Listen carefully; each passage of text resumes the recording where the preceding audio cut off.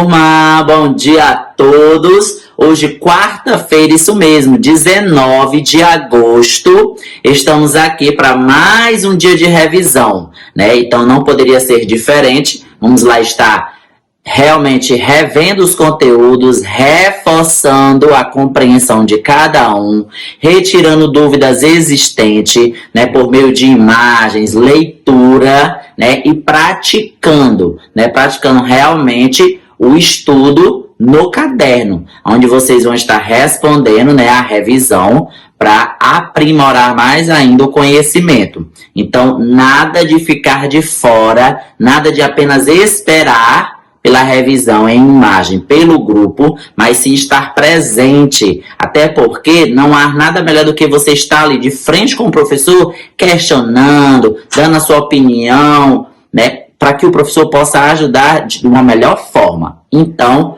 hoje, quarta-feira, 2 revisões, então nada de perder a agenda na sequência. Acompanhem, certo? Com comunidade, isso mesmo. Conteúdo este já visto, mas que vamos estar reforçando. Por muitos séculos, já desde a pré-história, os homens viviam em cavernas e juntos trabalhavam para o bem comum de todos. Essa população era formada por caçadores, coletores de alimento e artesãos. Eles formavam uma comunidade e eram nômades. Professor, o que é nômade? Isso mesmo, pessoas que não possuem uma moradia fixa, que vivem se deslocando de um lugar para outro em busca de alimento. A propriedade era coletiva, ou seja, tudo que havia na terra pertencia a todos. Os homens ensinavam uns aos outros tudo que aprendiam.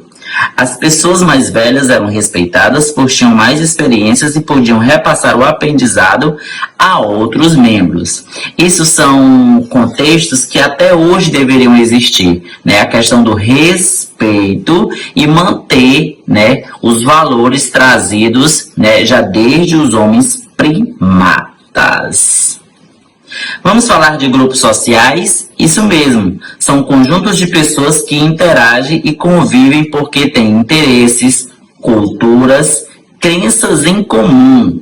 Todas essas pessoas convivem em diversos grupos sociais. Alguns são, na qual nós vamos estar observando, que a gente já inicia num grupo social desde a formação da família, desde quando nós nascemos.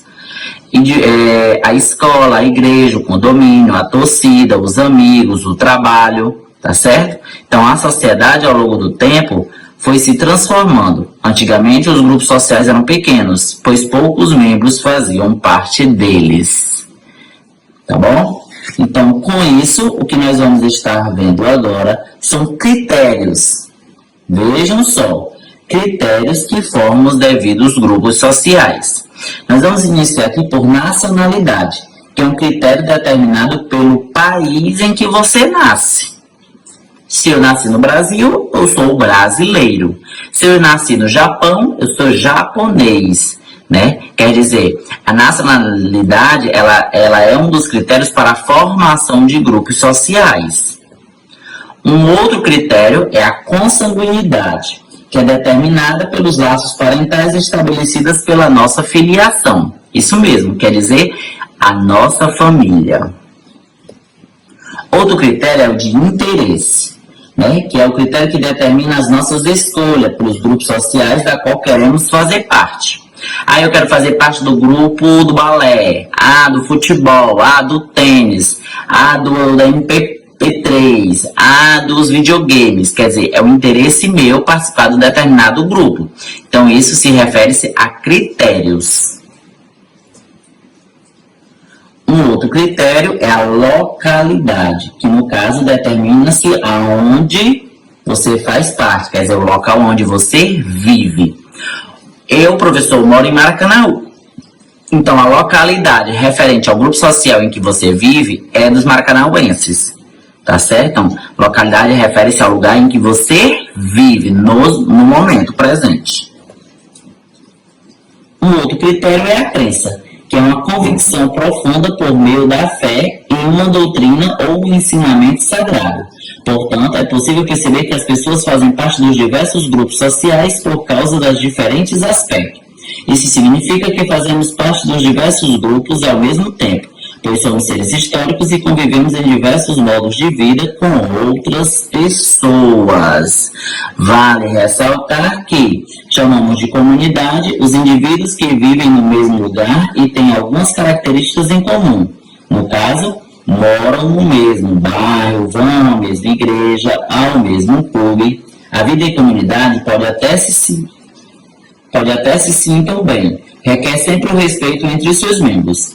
Para a ordem da preservação desta comunidade, a cooperação solidária deve acontecer por meio da união de todos. São os elementos de identificação, que tem por função registrar os acontecimentos de uma vida.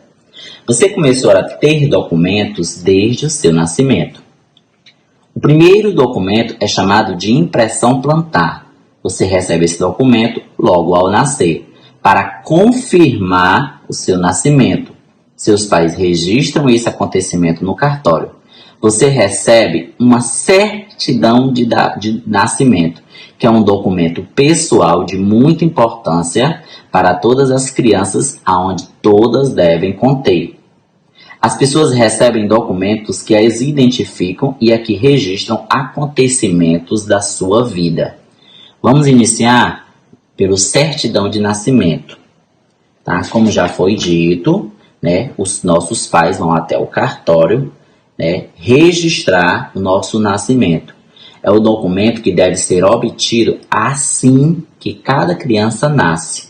Ela é emitida por um cartório. Nela estão registrados diversos dados da criança. A hora que nasceu, a maternidade, o nome do pai, o nome da mãe, o nome dos avós paternos, dos avós maternos, todas as informações precisas do nascimento da criança. Outro documento muito importante é o cartão de vacina. É um documento adquirido assim que a criança toma a primeira vacina. Ela é emitida pela instituição que o aplicou, no caso, o posto de saúde ou a clínica particular. Nela, ficam registradas todas as vacinas que as crianças devem tomar ao longo da vida. Temos também aqui, tá certo? É a carteira de identidade, que é um documento que identifica quem somos. Ela é emitida pela Secretaria de Defesa Social. Nela, os dados mais importantes de cada pessoa ficam registrados. É obtida mediante a apresentação da certidão de nascimento. Quer dizer, para você fazer a sua carteira de identidade, você necessita da sua certidão de nascimento. O próximo documento é o CPF, que é um cadastro de pessoa física. Ele possui um número único para cada pessoa. É emitido pela Receita Federal, que é um órgão do governo federal. Vale lembrar que os CPFs, hoje, eles já são, distribuídos na certidão de nascimento. E melhor ainda, que em vez de você conter o documento da certidão, da identidade, do CPF e do título de eleitor, os três agora estão sendo produzidos em um único cartão. Em vez de 3, você apenas terá um com todas essas informações. Título de eleitor é um documento que nos dá o direito de votar nas eleições. É emitido pelo cartório eleitoral da localidade onde você mora. Lá vai estar aplicando a você qual é a seção e qual é a zona, quer dizer, o lugar em que você vai estar votando nos nossos representantes, os nossos políticos, como governadores, presidentes, prefeitos e vereadores. Agora nós temos aí a carteira de trabalho, que é um documento em que serão registradas as informações sobre o trabalho e o emprego que você vai conseguir. Ela é emitida pelo Ministério do Trabalho. Quando você já iniciar sua vida profissional, você vai necessitar, sim, de uma carteira de trabalho. O passaporte, o tão sonhado documento por todos. É um documento em que ficam registradas as nossas saídas do Brasil e os nossos retornos. É emitido pela Polícia Federal. Tá bom, turminha? Aí é o certidão de casamento. Sim, é um momento também muito importante na vida de muitos, né? A certidão de casamento é um documento que registra o casamento entre as pessoas. Ela é emitida pelo cartório, onde realiza o casamento civil, tá bom? Onde possui, né, o objetivo também, quando o casal quiser se separar, haver a divisão de bens. Um outro documento, né, é a certidão de óbito, quer dizer, é um documento que notifica a forma, né, com que você faleceu. Quer dizer, ele também é emitido por um cartório. Nele vai estar registrado, né, o horário, o local, né, onde o corpo foi levado. Quer dizer, até quando chegamos a falecer, um documento é registrado para que as nossas documentações elas fiquem em arquivo das devidas instituições. Assim, em diversas situações da nossa vida, teremos que tirar, apresentar ou exigir documentos. Portanto, é importante que possamos conhecê-los, usá-los adequadamente, cuidar para não perdê-los e zelar para que eles estejam sempre em boas condições. Vale ressaltar que, em caso de um roubo de documentos, perca da carteira, o cidadão ele deve estar indo até a delegacia mais próxima, abrir um BO, né, e informar da perca ou do roubo dos devidos documentos. Só assim ele vai poder estar fazendo uma segunda via, que é um processo um pouco mais dificultoso, mas que você, cidadão, conseguirá solucionar o problema da qual aconteceu. Tá bom, turma? Família! Já sabemos que a família é o nosso primeiro grupo social, na qual fazem parte da nossa história, e nós fazemos parte da história dos parentes, né, das pessoas que compõem a nossa família. Todos nós temos pai, mãe e avós. Podemos até não morar com eles, ou nem conhecê-los, mas todos são partes da nossa família. As pessoas da nossa família fazem parte da nossa história e também fazemos parte da história delas. É comum representarmos os membros da nossa família de diferentes gerações por meio de uma árvore genealógica. Vejam o exemplo aplicado. Nós temos os nossos bisavós, os nossos avós, os nossos pais, os nossos tios e os nossos irmãos. Então, assim nós sabemos, né, quem veio antes de nós, né? Os nossos pais, nossos avós, os nossos bisavós, os nossos tataravós e assim sucessivamente. Ao ler o nome completo do membro de uma família, é possível perceber que há um sobrenome, quer dizer, um segundo nome. Antigamente, as famílias representavam seus sobrenomes por meio de brasões. Assim, é interessante que cada membro de uma família saiba a origem do seu nome, sobrenome e também a história dos seus ancestrais. Dessa forma, poderá resgatar e conhecer a sua própria história. Os sobrenomes das famílias se originam a partir das várias situações. Vejam só, aí nós temos o brasão da família Almeida, da família Teles, da família Abreu, da família Silva, da família Barbosa, da família Weber, da família Teixeira e também da família Carvalho. Quer dizer, as famílias, elas mandavam confeccionar, construir esses devidos brasões, né, que representavam determinadas partes da história das mesmas. Bom? O sobrenome das famílias, eles se originam a partir de algumas situações. Vejam só. Vamos dar um exemplo, começando por ocupação. Há sobrenomes que derivam da ocupação das pessoas. Aqui nós temos um ferreiro. Por isso, da palavra ferreiro surgiu a palavra Ferreira, quer dizer, o sobrenome Ferreira. Os sobrenomes também, eles podem vir a partir da localidade, né, que derivam do local onde as pessoas moram. Por exemplo, o sobrenome Ribeiro, né, vem do Ribeirinha, né, que são pessoas que moram nas laterais dos rios. Os sobrenomes também eles podem dar a partir da filiação, quer dizer, derivam-se do nome da mãe ou do pai. Vamos dar o exemplo. José Mariano, que significa José, filho de Maria. Os sobrenomes também, eles possuem a partir de características. No caso, há sobrenomes que derivam das características específicas das pessoas. O sobrenome Morena ou Moreno, surgem, né, das determinadas características de pessoas morenas. Há também, né, sobrenomes que caracterizam-se em religião, que no caso são sobrenomes que derivam em determinados países cristãos, dos mais influentes, os termos religiosos.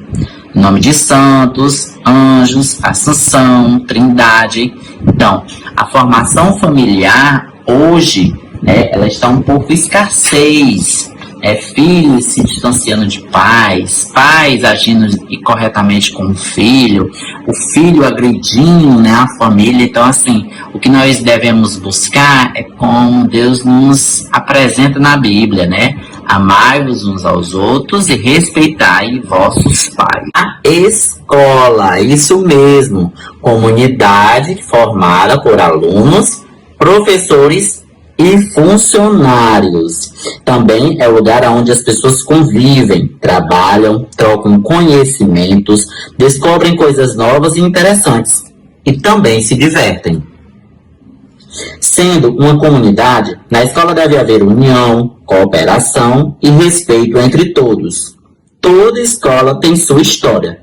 Desde a formação, da construção, a instituição, né, em seus funcionários, a data do início de fundamento, de fundação, a primeira turma a se formar. Então, tudo isso faz parte da escola, seja ela pública ou particular. A escola, ao ser construída, precisa de cuidados especiais, como ventilação, iluminação, área de circulação ou pátio de recreação, banheiros e demais dependências. Tudo deve constar em uma planta baixa desenhada pelo arquiteto. A escola, ela deve ser oferecida a todas as crianças a partir dos 4 anos de idade, de acordo com a Lei nº 12.796, de 4 de abril de 2013. As escolas, elas podem ser classificadas como públicas e particulares. As escolas públicas são mantidas pelo governo. Já as escolas particulares são mantidas pelas mensalidades escolares pagas para que os alunos possam estudar nelas. Muitas pessoas trabalham na escola. Vejam só, alunos, professores, diretor ou diretora, funcionários como a cozinheira, o porteiro, a zeladora. Todos procuram manter a ordem e cumprir suas regras. Toda escola tem suas regras e também sua formação física, né? Temos aqui a entrada da escola, né, que é onde as pessoas esperam, né, para poder entrar em contato com o aluno, ou com a coordenadora, ou com a secretária, ou com a diretora. Temos também a diretoria, né, que é o local onde nós podemos conversar com a diretora. A secretaria, onde vamos encontrar a secretária ou a coordenadora escolar. A biblioteca, né, que é um local onde devemos manter o silêncio, né, um local onde a gente vai realizar pesquisas, fazer leitura de livros. A brinquedoteca, né, que para a educação infantil é muito importante.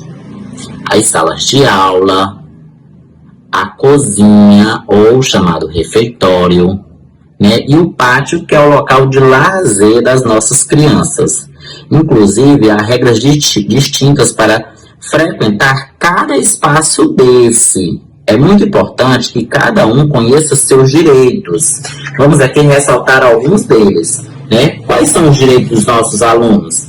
Ter um lugar na sala de aula, ter uma boa educação, ter um lugar para brincar, ser respeitado por todos, um bom professor, dar opiniões, ter uma escola limpa e agradável.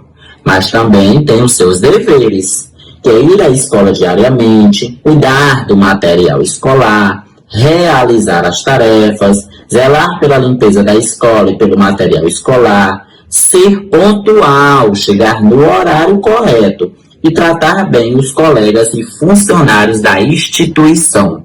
Então, a escola é um local que podemos chamá-la de segunda casa, porque passamos 4 horas do dia nela, né? Formamos novos amigos, conhecemos novas pessoas, aprendemos mais com elas, como também podemos passar ensinamentos. Então, a escola é a nossa segunda comunidade. Com essa aqui, a nossa videoaula, nós teremos o conteúdo O Relevo. Sabemos que a parte da Terra aonde existe solo apresenta-se de diferentes formas. Alguns lugares são elevados, outros baixos. Uns são planos, outros ondulados. Dá-se o nome de relevo ao conjunto de formas do terreno na superfície da Terra. Quer dizer, toda formação de terra, né, na superfície terrestre, chamaremos de relevo. Vejamos agora os 3 principais formas de relevo. A primeira é a planície. Apresentam terras com pequenas altitudes e planas ou levemente onduladas. Quer dizer, é um determinado espaço onde a terra, né, ela é plana, que é plana, reta, ou possui pequenas elevações onduladas. Vamos ver alguns exemplos? Vejam só. Né, a gente até percebe que a grama ela é até baixa, né? Olha. Ok. Nós vamos estar vendo agora o planaltos. Eles apresentam terras mais elevadas do que a planície, mas também se apresentam de forma plana ou levemente ondulada. Quer dizer, é algo bem parecido com a planície, mas de forma mais elevada, quer dizer, mais alta. Tá bom? Vamos ver alguns exemplos. Vejam só.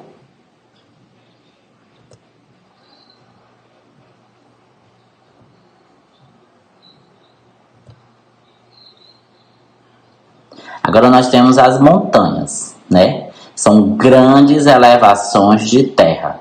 Quer dizer, as montanhas ela é bem diferente, né, em todas as características das demais que a gente já viu, tanto da planície quanto do planalto, porque ela realmente é uma grande elevação de terra, né? As montanhas, vamos ver alguns exemplos.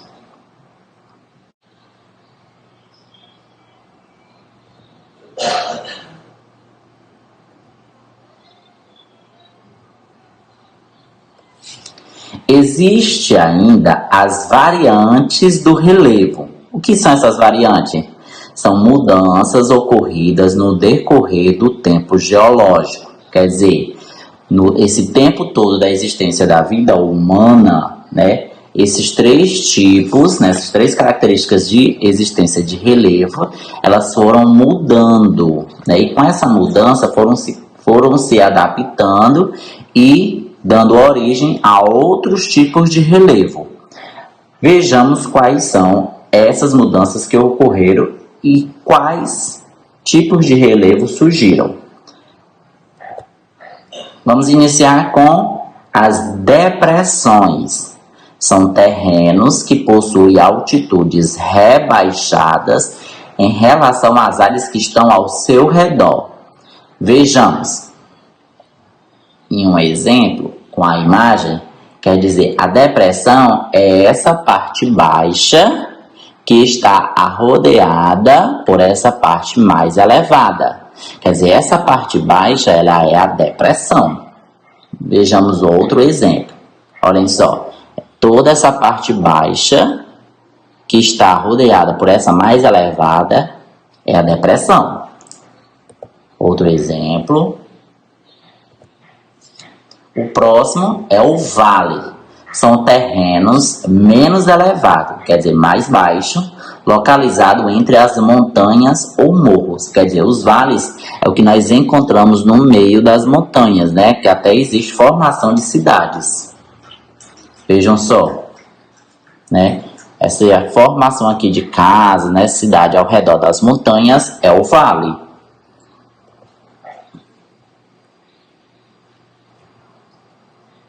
Vejam só, todo aqui ao meio das montanhas é o vale. Próximo é o monte, que é uma elevação de terra menos acentuada do que as montanhas.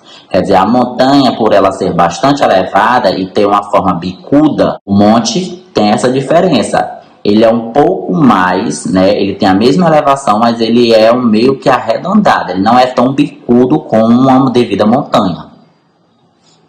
Vamos ver aqui alguns exemplos, vejam só. Bem alto, né?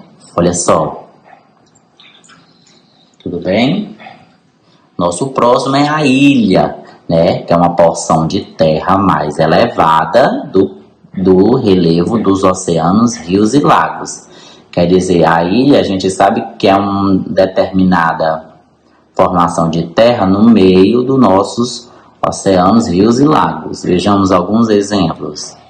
Vejam só, né? Que coisa mais linda. Então, aí são as ilhas. Vamos dar uma olhadinha agora nas cordilheiras, que é um conjunto de montanhas relacionadas entre si. Quer dizer, uma variedade de montanhas juntas, né? São chamadas de cordilheira. Olhem só, diversas montanhas.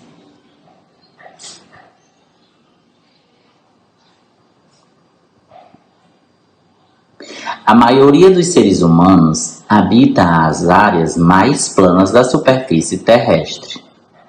Por esses locais facilitam a construção de cidades e estradas, o plantio, a criação do gado para melhorar suas condições de vida e satisfazer suas necessidades.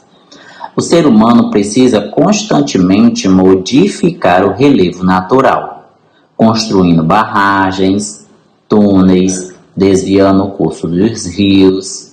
Mas é importante ressaltar que os próprios elementos naturais, como o vento, a chuva, a água do mar e dos rios, agem sobre as rochas, modelando o relevo. Onde nós teremos o conteúdo hidrografia. Professor, o que é hidrografia? Né? É o estudo das águas. A Terra apresenta grande parte da sua superfície coberta por água salgada e doce. Esse estudo das águas nós chamamos sim de hidrografia. A maior parte dessas águas é salgada e forma o oceano. Que é oceano, professor? Portanto, é uma grande extensão de água salgada que contorna os continentes do planeta. O oceano que banha o Brasil nós chamamos de Oceano Atlântico, tá bom? O que banha as terras brasileiras nós chamamos de Oceano Atlântico. A parte dos continentes que é banhada pelo oceano recebe o nome de litoral. Professor, eu acho que eu já ouvi falar sobre litoral. Sim, litoral são as conhecidas praias, né? Espaços de terra banhada por um rio ou um lago ou um mar. Já a água doce, que aparece em menor quantidade no planeta Terra, forma os rios, né? Os lagos e as lagoas. O rio, na qual vocês já devem ter visto e conhecem, é uma corrente de água doce que segue em direção ao mar ou a outro rio. Alguns rios atravessam terrenos muito acidentados, que provocam desníveis do curso da água. São as conhecidas quedas de água, que elas descem com muita força, principalmente quando chove. Também chamadas de cachoeiras cascatas ou saltos. Há também, para quem conhece, os riachos, que são rios menores. Os rios têm grande utilidade para o lazer. Servem para a navegação por permitir o transporte de pessoas e mercadorias.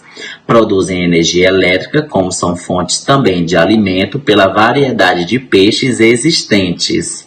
E fornece a água a nós seres humanos, para aliviar a sede, irrigar plantações, entre outras funções. Quer dizer, veja como é grandioso o rio. Então, para isso, nós vamos ver como se forma o rio. Quais são esses elementos da composição de um rio? Vejam só. A cada parte do rio, damos um determinado nome. No caso, um elemento. Vamos iniciar por onde surge a água do rio, que é uma nascente. É o lugar aonde o rio nasce. Vale lembrar que as nascentes aqui nos rios brasileiros podem vir até de outros países, como o do rio Amazonas, tá bom? O leito, tá certo? É o lugar por onde corre as águas do rio. Quer dizer, é todo o percurso. Lembrando que aos redores do rio, nos dois lados do rio, nós chamamos de margem. São as terras que são banhadas pelo rio. Os rios têm duas margens, a da direita e a da esquerda. Os moradores das margens dos rios são chamados de ribeirinhos. Então, turma, as margens do rio que ele quer dizer são os lados que o rio banha. O lado direito e o lado esquerdo. Veja só nessa imagem, ó. O rio aqui é o meio e nas laterais tem terra, né? Que é relevo. E para concluir, pelo percurso todo que o rio faz, né? Pelo seu leito, ele vai terminar no foz. Professor, o que é o foz? É o lugar onde o rio despeja suas águas, seja no mar ou seja em um outro rio bem mais extenso. Vale lembrar que o rio também é fonte, né? Não só para todos os seres humanos, mas também para uma determinada comunidade, que são as chamadas populações ribeirinhas. São aquelas que moram em casas construídas em cima, quer dizer, dentro dos rios, tá certo? E dependem principalmente dessas águas para sobreviver. Ok, turma? Disciplina de Geografia, isso mesmo, com o conteúdo O Clima, ele mesmo. Você já parou para pensar sobre o tempo na sua cidade? Há dias que chove e é possível sentir frio. Há dias ensolarados, na qual sentimos muito calor. Há dia em que a temperatura está bastante amena. Isso acontece porque a Terra é envolvida por uma camada de ar chamada de atmosfera. E suas condições podem variar em um curto período de tempo, como um dia ou uma semana. Chamamos de tempo as variações das condições atmosféricas.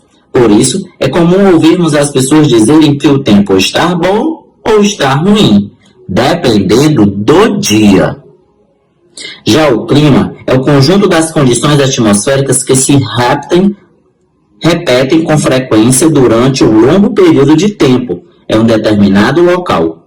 Assim mesmo, apresentando dias muito chuvosos e frios, uma cidade que tem um clima quente, por exemplo, apresenta a maioria dos dias ensolarados. Mas por que isso acontece? Embora pareça estar parada, a Terra gira em torno de si mesma, executando o movimento de rotação. Esse conteúdo já foi aplicado, vocês já reconhecem, vocês já lembram que quando o planeta gira em torno dele mesmo, nós chamamos de movimento de rotação. Isso apresenta-se os dias e as noites. Lembrando, né, só para repassar esse conteúdo. Mas, não é isso? A Terra também gira em torno do Sol, executando os movimentos de translação. Vejam que quando ela gira em torno do Sol, né, ela vai executar as 4 estações do ano, tá bom? Início de inverno, início da primavera, início do verão e início do outono. Vejam que ao girar em torno do Sol, ela vai executar as 4 estações. Isso dura quanto tempo, professor? 365 dias e 6 horas. Ou um ano. Lembrando que cada estação tem a seu determinado período.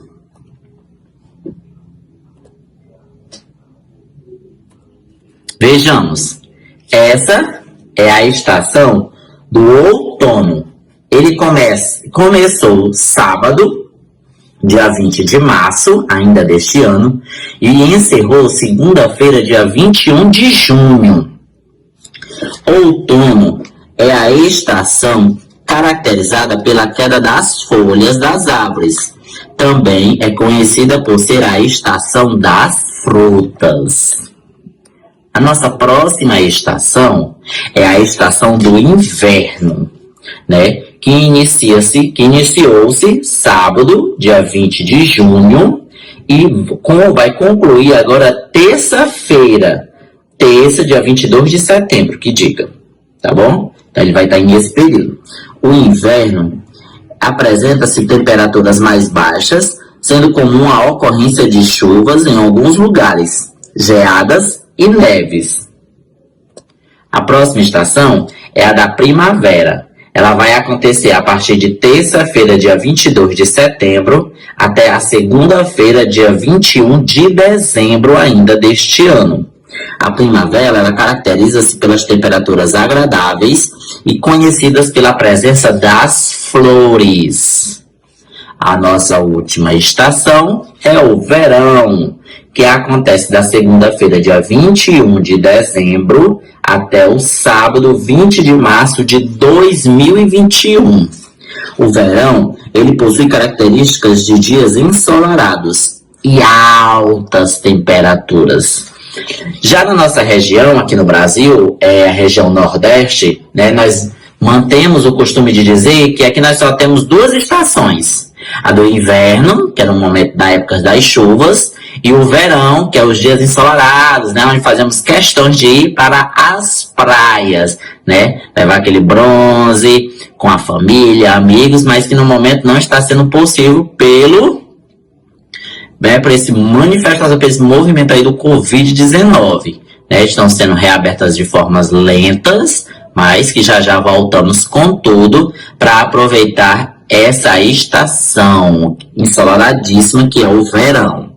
Tá certo, turma? Em seguida, nós vamos continuar com a nossa realização da atividade do livro de geografia. Vamos seguir aí, vamos acompanhar. De geografia, isso mesmo, geografia, com o conteúdo vegetação. Sabendo que este é o nosso conteúdo, nós vamos passar a saber que é o conjunto de plantas de um determinado local. Isso é vegetação. São as plantas de um determinado local. Só há vegetação nos locais em que existem condições para o desenvolvimento das plantas. Ou seja, locais com a presença da luz e do calor do sol, de água, de um solo com nutrientes e ar. Muitas plantas nascem sem precisarem ser plantadas pelo ser humano, pois a ação do vento, da chuva, dos pássaros, das borboletas, das abelhas e de outros insetos faz com que as plantas nativas surjam nos mais diversos locais. A vegetação é muito importante para os seres vivos e pode ser utilizada de diversas formas, seja no seu estado natural, industrializada. Além de produzir oxigênio necessário à vida, serve como alimento para outros seres. É ainda o habitat natural para muitos animais. Purifica o ar, ameniza as altas temperaturas, fornece sombra, pode ser usada para ornamentação e constitui a matéria-prima de diversos produtos, como remédios, roupas e móveis. O Brasil possui uma vegetação bastante variada. São inúmeras as espécies vegetais nativas ou originais, quer dizer, que nascem sem o auxílio dos seres humanos. Com isso, nós vamos nesse momento passar a conhecer alguns tipos de vegetação. Vejamos agora alguns tipos de vegetação. A primeira é a floresta, que apresenta árvores altas, grandes e próximas umas das outras. Nela, há uma grande diversidade de plantas: jequitibá, jacarandás, pinheiros, seringueiras, samambaias, bromélias, orquídeas. Essa é a floresta. O outro tipo de vegetação é o cerrado, tipo de vegetação marcado pela presença de capins altos e plantas rasteiras, afastadas umas das outras. Em geral, as árvores são baixas, com troncos finos e retorcidos. Esse é o cerrado. Vejamos uma outra vegetação, que é a vegetação litorânea, rasteira, na qual é comum a presença de coqueiros. Até porque, quando se fala de litorâneas, quer dizer de litoral, praias, né? Então, o grande número de coqueiros é bem maior. O próximo é o mangue, que é uma vegetação que ocorre em terrenos onde as águas do mar e de um rio se encontram, marcada pela presença de plantas que apresentam raízes aéreas, quer dizer, altas raízes. Essa vegetação agora é o campo, que possui uma vegetação rasteira, na qual é comum a presença de arbutos, gramíneas e pequenas árvores. Um outro tipo de vegetação é a caatinga, vegetação adaptada a climas secos, geralmente compostas por árvores de pequeno porte e espinhentas. Nela são comuns várias espécies de cacto, como a palma e o mandacaru. Nosso último tipo de vegetação é o pantanal. Possui uma vegetação diversificada, com espécies típicas de floresta amazônica, da caatinga e do cerrado. Apresenta plantas aquáticas e também também nas margens dos rios.